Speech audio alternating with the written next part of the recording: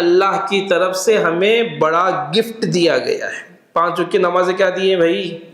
تو معراج کے موقع پر کوئی خاص عبادت نہیں ہے، جو عبادت دی گئی ہے اسے پڑھو بھائی۔